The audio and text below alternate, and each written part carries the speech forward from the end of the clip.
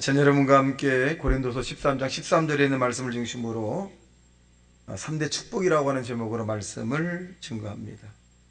우리가 예배 끝나고 난 다음에 축도를 하자는데 이 축도의 근거가 되는 것이 오늘 본문에 있는 말씀입니다. 주 예수 그리스도의 은혜와 하나님의 사랑과 성령의 교통하심이 너희 부리게 될지어다. 이것을 이 각자 목회자의 나름대로 교회 형편에 맞게끔 이제 해서 하는 것을 이제 이것입니다. 축도문이다. 그래서 시험 보기도 하는데 축도문을 한번 해봐라 이렇게 해서 하기도 합니다.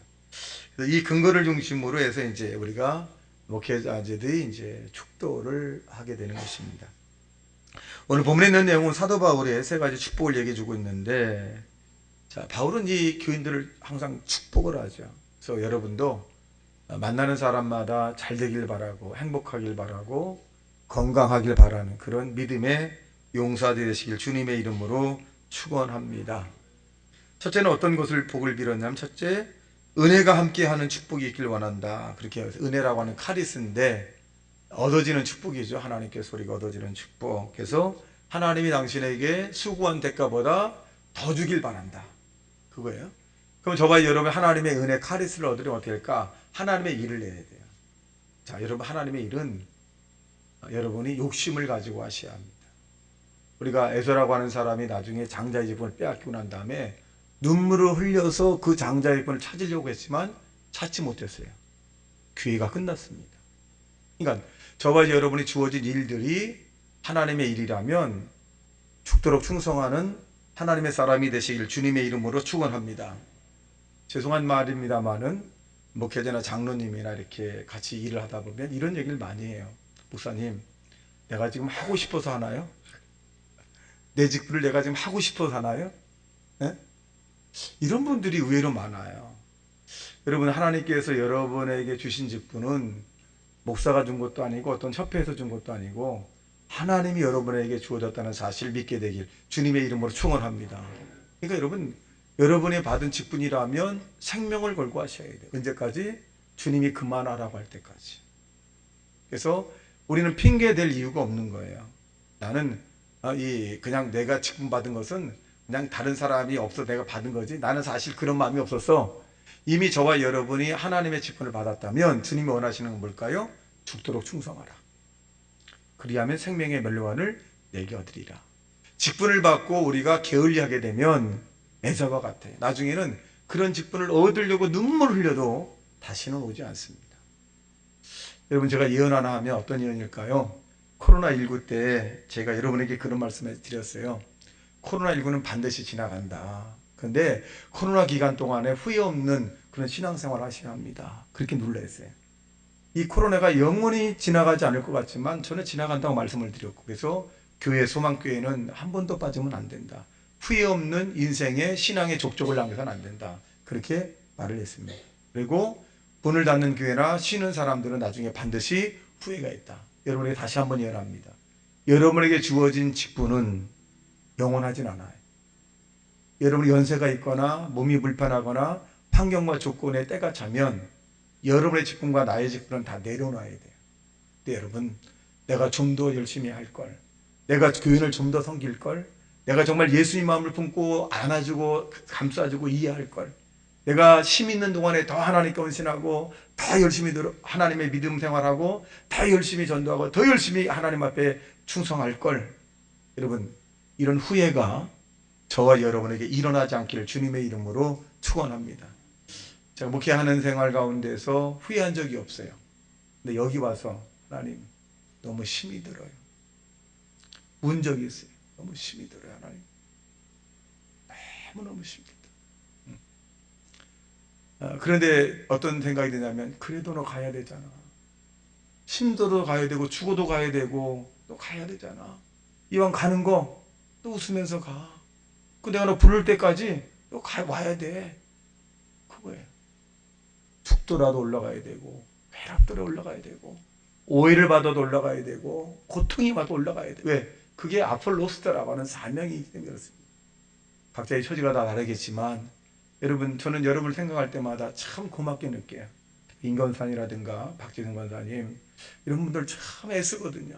저는 뭐 양권사 이런 분들 뭐 할 때 일반 전도사랑도 바꾸지 않을 정도로 참 잘해요.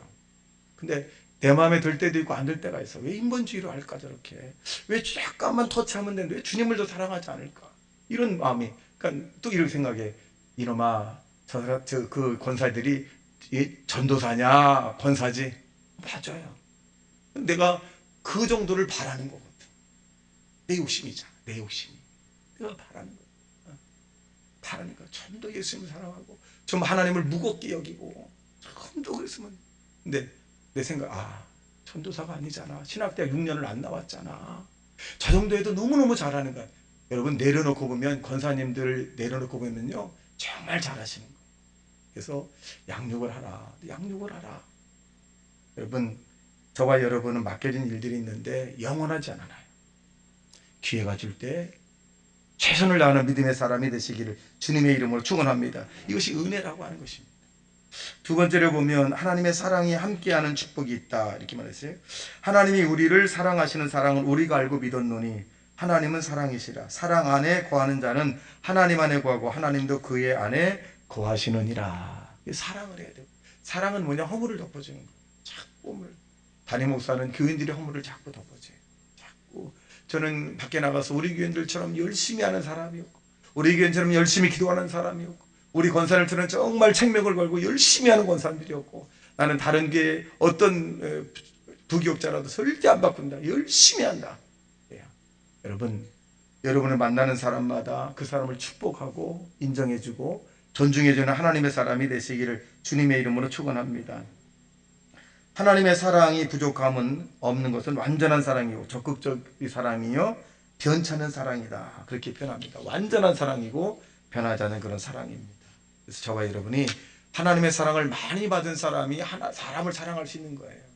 하나님의 사랑을 안 받은 사람이 사람을 사랑하지 않는. 여러분, 저와 여러분이 다른 사람이 흠이 보인다면 내가 좁은 거라 그랬잖아요. 내가 마음이 좁은 거예요.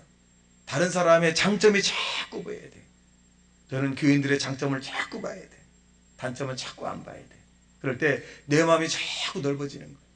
넓어지는 거예요.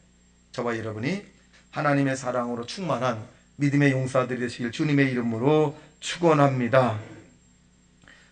잠언서 8장 17절에 보니까 나를 사랑하는 자들이 나의 사랑을 입으며 나를 간절히 찾는 자가 나를 만날 것이니라. 여러분, 하나님을 사랑하는 자가 하나님을 만나는 거거든요. 여러분, 땅에 있는 동안에 후회 없는 삶이 뭐냐? 하나님을 정말 사랑하는 거예요. 정말 사랑하는 거예요. 저는 어떤 생각을 했냐면 학교 다닐 때 광화문에서 십자가에 못 박혀 죽을 사람 와라. 제가 제일 먼저 가고 싶었어요. 그래서 십자가에 달려서 예수 믿으세요. 그러고 죽고 싶었어요. 지금 생각하면 참 어처구니없는 생각이지. 얼마나 아프겠어요.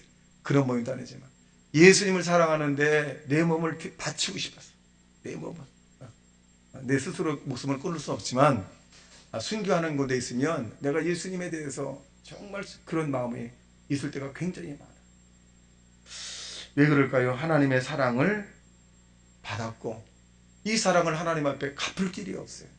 저는 목회하면서 점점 하나님의 사랑을 너무너무 받아서 내가 하나님 앞에 갚아야 되는데 자꾸 더 많아져. 더 많아져요. 여러분, 하나님의 사랑을 하늘나라 올라가서는 여러분 갚아야 합니다. 계산을 해야 돼.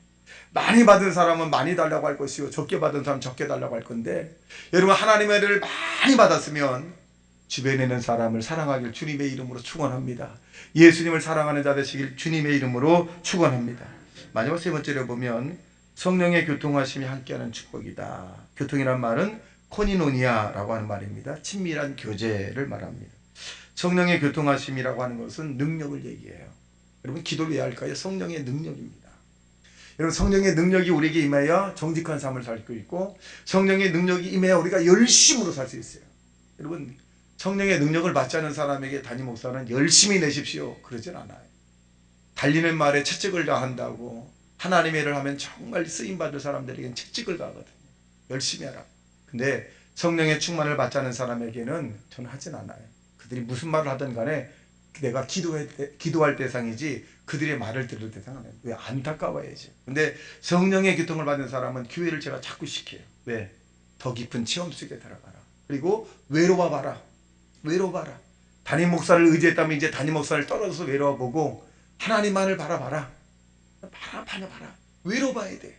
외로워야 모든 사람이 이렇게 외로울 때가 있구나, 힘들 때가 있구나, 고난당할 때 있구나, 괴로울 때, 이런 걸 느껴봐야 예수님의 깊은 음성을 들을 수 있다는 사실을 믿게 되길 주님의 이름으로 축원합니다. 왜 목사님이 가까이 하다가 왜 지금은 왜 너 멀리서 터치할까? 외로워봐야 돼요. 외로워봐야 돼. 그래야 다른 사람을 이해할 수 있거든요. 혼자 사람의 마음은 누가 알아야 돼? 누가 알아줘요? 혼자 사는 사람이 알아주는 거예요. 아픈 사람은 누가 알아주는 거예요? 아파본 사람이 알아주는 거예요. 신앙의 고통을 당해본 사람도 어떻게? 신앙의 고통을 당해본 사람이 아는 거예요. 여러분, 어린아이처럼 사람에게 기대지 말고 이제 광야에 나가서 주님을 바라보고 주님을 의지하고 살아가는 하나님의 사람이 되시기를 주님의 이름으로 축원합니다. 그래서 성령을 붙잡아야 돼요. 저와 여러분이 성령이 우리를 붙잡아 주지 않으면 다 쓰러져요. 교만할 일도 없어요.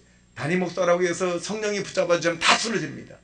대한민국 어떤 사람에도 하나님의 성령이 붙잡지 않으면 여러분 다 죄짓고 다 불의한 사람이 될 수 있습니다. 나는 의인이고 나는 신앙이 좋고 나는 직분이 있고 아무것도 아닙니다. 여러분, 하나님의 성령이 붙잡아 주지 않으면 다 쓰러집니다. 그 소리는 날마다 기도하는 것이에요. 날마다 하나님 나를 버리지 말아 주소서. 우리 교인들을 하나님 버리지 말아 주소서. 다 함께 갈 수 있도록 하나님 우리 교인들을 붙잡아 주시고 우리 교인들의 자녀, 손자, 증손자들까지 하나님 붙잡아 주소서. 여러분, 우리가 열심히 이렇게 일하다가 하나님의 버림을 당하면 얼마나 비참하겠어요.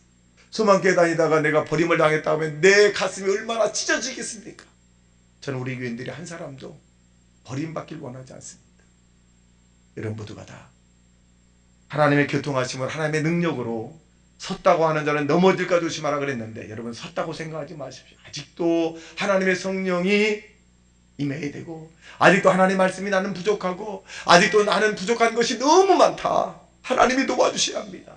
하나님 나를 버리지 말아야 합니다. 하나님 나를 꼭 잡아주십시오. 하나님 나를 붙잡아주 나는 빈 막대기 같은 사람입니다 라고 하는 그런 곤빗한 마음의 심령을 가지고 주님을 의지하다가 여러분 기도하고 바라고 원하는 것들이 이 땅에서 내일도 역사가 나타나고 오늘도 역사가 나타나고 계속 주님의 역사가 예수 이름으로 나타나기를 주님의 이름으로 축원합니다. 다시 말씀 생각하며 통성으로 기도합니다. 주여 주여 주여